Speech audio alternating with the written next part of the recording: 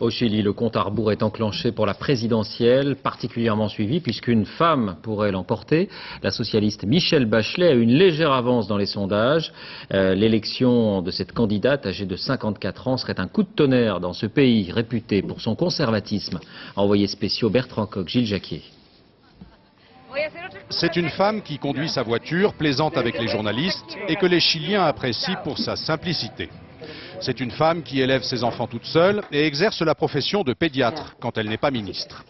Michelle Bachelet, fille d'un général mort sous la torture pendant la dictature, elle-même a connu la prison et l'exil et qui aspire aujourd'hui à diriger son pays.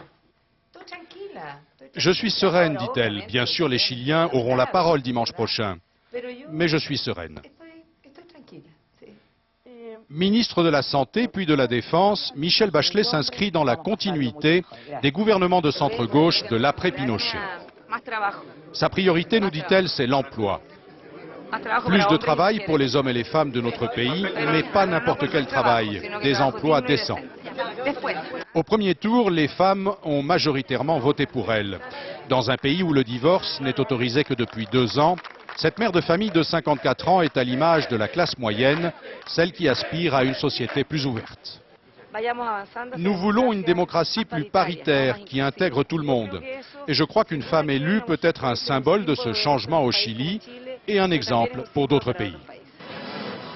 On dit que le Chili est un pays machiste. On pourrait le croire à voir ses cafés con piernas, littéralement café avec jambes, où des jeunes femmes court-vêtues servent des expressos à la chaîne.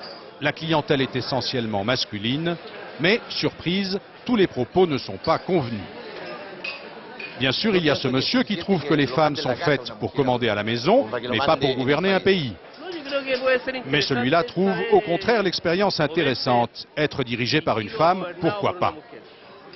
Cet autre est encore plus catégorique. Excellent, dit-il.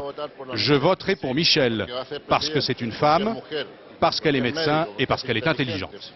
Les derniers sondages donnent à Michelle Bachelet 5 points d'avance face à son rival, un homme d'affaires multimilliardaire qui représente la droite modérée. 16 ans après le retour de la démocratie, il semble bien que les Chiliens soient décidés à élire dimanche la première femme présidente de l'Amérique du Sud.